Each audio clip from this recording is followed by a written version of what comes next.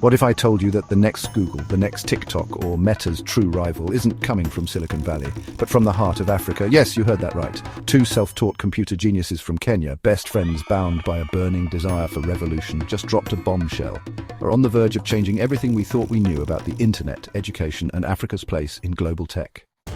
This isn't a concept, it's not in beta, it's already live, and trust me, once this drops, it will send shockwaves around the world. So buckle up, turn up your volume, because you're about to witness the beginning of Africa's technological renaissance, and you're right on time. For decades, we've watched Africa depend on Western-made platforms to connect, learn, and create. We've waited, we've watched, and now we're building. Forget Silicon Valley. The real revolution is happening in Nairobi, and leading the charge, two visionary young Kenyans whose names the world will soon never forget. Their first groundbreaking innovation, Nova app. This is no ordinary platform. Nova is Africa's first fully homegrown free education powerhouse. Think Khan Academy meets ChatGPT, but free and built for African students. Physics, math, chemistry, biology, all available in one place. No fees, no subscriptions, just pure unrestricted access to knowledge. Whether you're in high school struggling with formulas or in college battling complex theories, Nova has your back. No more limits, no more excuses. And guess what? It's absolutely free. I repeat, zero cost. That's the power of tech when passion meets purpose.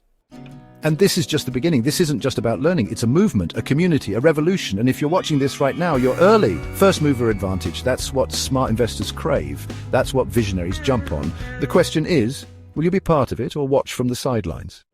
Whether you're a student, a parent, a teacher, or a tech-savvy investor who believes in Africa's potential, now is the time. Join the Nova app movement. Download it, share it, talk about it, or better yet, invest in it. Be a stakeholder in Africa's digital transformation.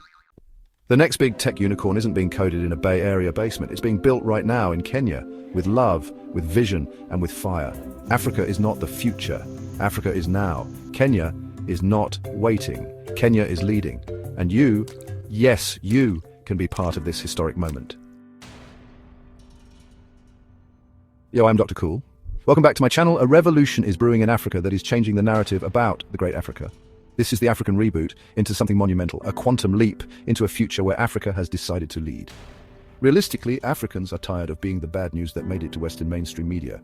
As a matter of fact, Africa is supposed to have its own mainstream media that is not controlled by Western influences. And this might be how this will begin. A spark that will trigger the real technology revolution after the breakthrough of Maxwell Chikumbutso disruptive technology of self-powered. A new dawn is here, a flame capable of burning the colonial traps and shackles into real freedom. How two Kenyan developers are building Africa's own Amazon, Google, TikTok, and MetaVerse. Africa is not just rich in minerals, land, and people. It is rich in untapped digital power. Behind many of the world's biggest tech companies lies an African fingerprint. The iPhone, for instance, would not exist without cobalt and coltan extracted from Congo. Facebook and TikTok's engagement metrics spike through the roof thanks to Nigerian and South African users. African dance trends, fashion, slang, and culture shape global internet culture. And yet, despite all of this, Africa remains sidelined in the digital economy. Seen not as a stakeholder, but as a consumer, a source, a market. This paradox is the fire that fuels the vision of Amani Wekesa and Tolu Mwangi, two young developers from Kenya who are not just coding apps, they're coding a revolution. They are building what they call a full-stack digital ecosystem for Africa, a platform suite to rival Amazon, Google, TikTok, and even the metaverse, but rooted entirely in African values, identity, and priorities. And what pushed them to start this? A brutal pattern of systemic double standards and digital injustice. Behind every tech empire, there is an African backbone. The world praises Apple for sleek design, but barely mentions the Congolese miners who dig under deadly conditions for the cobalt that powers your MacBook and iPhone. Tech giants like Google and Meta boast user growth in emerging markets in investor reports, but when you open the payout structures or content algorithms, African contributors are nowhere near the top. Nigeria, in particular, has one of the highest mobile internet engagement rates on the planet. Its youth are some of the most digitally active, creative, and energetic users online. From Nollywood to Afrobeats, from tech memes to viral challenges, Africa is the vibe factory of the internet. But what happens when African creators, coders, or educators try to profit or scale within these platforms? That's when the walls that are more taller than any skyscrapers ever built on Earth suddenly appear. The harsh reality is that most global tech platforms are built on parasitic models that extract from Africa without giving back in proportion. These systems harvest African attention, data, and content to rub ads and generate billions and trillions, but when it's time to pay, they suddenly can't support payouts in your region, or creators are ineligible due to vague policy violations. With the sharp rise in unpredictable road accidents these days, from reckless drivers to hit and runs and even false claims, it gets interesting. Cops will not like this one bit, and that's why you need it, as it instantly gives you that bold edge over harassment. If you've heard James Bond said perhaps you forgot my hidden... You failed to take into account my hidden assets.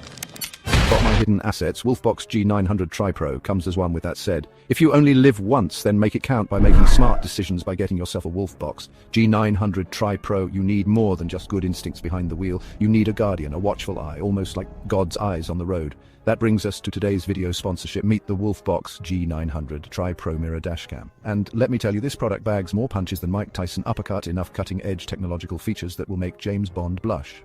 This isn't just another dashcam, it's a complete driving assistance solution, a game changer that offers next-level protection, clarity, and peace of mind. First off, let's talk image quality.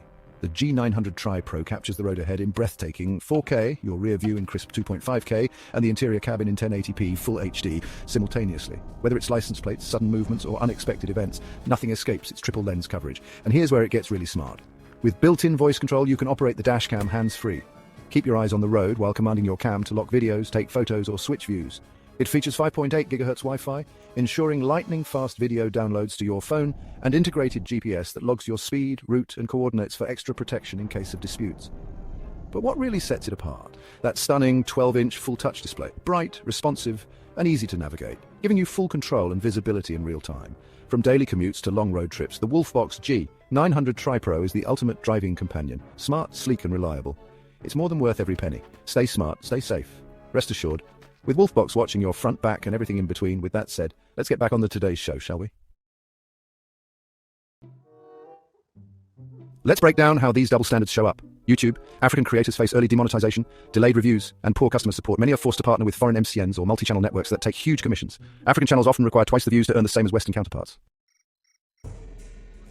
TikTok, viral African content is regularly stolen and repurposed by Western influencers. African creators are excluded from creator funds. Brand Connect and accounts are banned or muted for violations when expressing political or social views. Many suspect algorithmic bias at play. To high school learners and parents, the Nova app is going to change a lot of lives, and I'm so up in here for it. Now, on the 5th of January, Nova officially opens the Learning Hubs, which is the premium side of Nova, and we want to impact your life as a person, and we want to impact your life in academics such that you become a better person in your life, and you finally do something to change.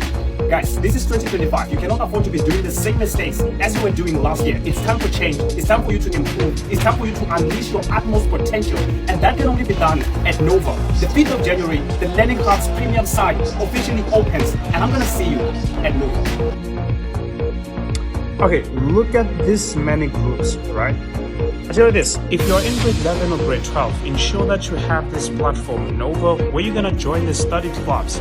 We teach you each and every single day. So I think like if you're learning each and every single day, you're going to improve tremendously on your grades, whether you're doing math, physics, life sciences, geography, economics, accounting, or any other subject that you can actually think of. Just go to your Play Store or your App Store, download the platform Nova. You're just going to thank me later.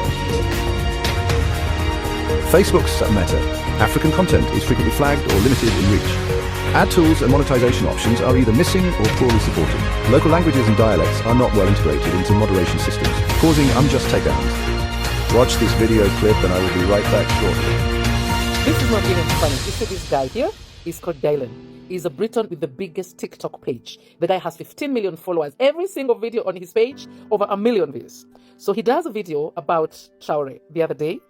Of course, it was a positive video, the changes Traore is bringing in his country, the way he's naturalized natural resources, all the good things Traore is doing. So Dylan does an awesome video about Traore. In just a few hours, the video is at 6 million. And all of a sudden, boom, his account disappears. His TikTok account just disappears. No guidelines, no community guidelines, no one, nothing, no email. His account just disappears. The good thing, he has some contacts in TikTok office in Britain. So he calls, what's happening to my account? My account is down. They bring back his account, but guess what? All his videos, even done a year ago, months ago, all marked community guidelines, community guidelines, community guidelines, community guidelines. And you know what's even funnier? The video that he did with Traore is missing. It's no video, nothing is missing from his profile. Guys, if you get to know how desperate the globalists, the neo-colonialists are about keeping Africa under lock and key. They are so desperate, they do not want an African to wake up. They want to deal with the enablers, African leaders that perpetuate control of the West, that help the neo-colonialists keep controlling Africa. These people are so desperate, they're going to do anything. Imagine banning a TikTok account just because this white young man spoke good things about Traore. These guys are desperate. They are so desperate. Africans, you better know how important you are to the balancing of the global rule and economy. Once Africans wake up, the entire world is going to be awake. So Traore is doing something that is giving every single globalist neo-colonialist headache. They just can't control this. That's the more reason Africans need to wake up and talk about Traore every single day. Make it your personal goal. Because what this guy is doing, the inspiration is giving to the African continent. We're just about to break the prison break. Just about. Now, that is the reason why this is a game changer, and this where things gets even more interesting, punchy. X, formerly Twitter. African thought leaders face censorship and silencing, especially when discussing colonialism, Western exploitation, or local politics. Meanwhile, offensive content from elsewhere is allowed under the guise of free speech. This digital marginalization echoes colonial-era economics. Africa supplies the raw material, in this case content, data, attention, but the profit flows elsewhere. In 2021, Amani and Tolu were freelance developers working on small contract jobs for global clients. They were good, so good in fact that they were building the back-end and front-end infrastructure for Western startups they couldn't afford to own shares in. One day they noticed something troubling. The startup they were working for, built using mostly African developers, had just raised $5 million. But none of that money touched African soil. Their lives will never be the same. I've got a huge update about the two gents who started the Nova app, which intends to bring free educational resources to all South Africans. Now remember, Marvel and Malungelo are from a rural village in Limpopo where they had access to no resources, yet they taught themselves how to code from scratch using an old second-hand computer. In fact, one of the gents was actually homeless and sleeping on a couch in a library earlier this year. But now their whole lives are forever changed. Yesterday, I attended an event with Marvel and Malungelo where a huge announcement was made. Liberty, which is part of Standard Bank, are providing the Nova app gents funding of 1 million rand. This is part of their Drive Hope initiative, and it will also include guidance on how to manage the money, free office space in Braamfontein, much needed new computers, and much more. In addition, a huge company called IBM, which specializes in tech innovation and startups, will provide the gents with the much needed specialized mentoring, support, and resources they need to take this app to the next level. A big shout out as well to Minister Solly Malatsi, Minister of Communications and Digital Technologies, who was also at the event and played a big role in bringing all of this together. And all of this became a reality because of the power of social media, your support as viewers, and God's favor in the lives of these two young men. Marvel and Malungelo are now in great hands, and you better watch this space because they could become Africa's next tech giants. That was the breaking point. They decide to quit contract work and start building something of their own, not just an app, not just a platform, but an entire ecosystem that prioritizes African creativity, identity, and wealth.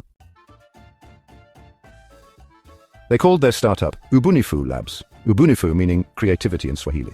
Their mission, reclaim Africa's voice, data, and destiny in the digital space. They began designing 4 major platforms. 1. Mzalendo, a search engine and browser that indexes African content first. It features local language support, avoids algorithmic suppression, and respects privacy by refusing to sell user data to ad giants. Vibesa, a short-form video platform similar to TikTok but built to reward African creators fairly. It supports local monetization models like mobile money, offline viewing, and localized algorithms that spotlight regional trends. Soko 360, a digital marketplace modeled after Amazon but designed with African logistics in mind. It features vendor support, rural delivery options, integration with mobile payments, and supports local artisans, farmers, and small and medium enterprises. ImaraVerse, an immersive metaverse platform rooted in African storytelling, education, and identity. It hosts digital museums, virtual concerts, Pan-African classrooms, and even Afro-futuristic cities. Of course, this is no small dream. Amani and Tolu face steep challenges, funding gaps. African-led startups receive less than 1% of global VC funding. Many investors want safe, Western-facing products. Ubunifu Labs is unapologetically African. Infrastructure, hurdles, server access, electricity, and stable internet remain costly in Kenya. They've had to partner with universities and even crowdfund to buy equipment. Talent drain. Many developers are lured into Western firms with promises of high pay. Ubunifu Labs counters this by offering equity and mission-driven culture. Platform suppression. As their early prototypes gain traction, they face quiet sabotage. Platforms throttle links to their site. Accounts promoting Ubunifu products are shadow banned. But they are not stopping. Because, as Tolu said in an interview, we've learned that you can't disrupt from within the master's house. We're building a new house. Now imagine this. What if Nigeria's 140 million mobile internet users were earning even half the income that American or UK users earn on the same platforms? What if TikTok paid African creators fairly for the trends that drive its global growth? What if African developers owned the infrastructure, the search engines, video platforms, and cloud services that the continent depends on? The answer is simple. The global tech economy would shift overnight. Digital colonization would end. Africa would reclaim not just its minerals, but its mindshare, and generations of African youth would finally build with power, not permission. Amani and Tolu's movement is not just a tech story, it's a declaration of independence. It is saying Africa doesn't need a seat at your table, we're building our own. We don't need permission to exist in algorithms. We don't need platforms that mute our voices while exploiting our culture. We need sovereign digital space, built in our languages, powered by our people, funded by our vision, and protected by our principles. And if that makes big tech uncomfortable, good. Because the age of begging for fairness is over. The African reboot has begun, and it's being coded right now, line by line, app by app, by two friends from Kenya.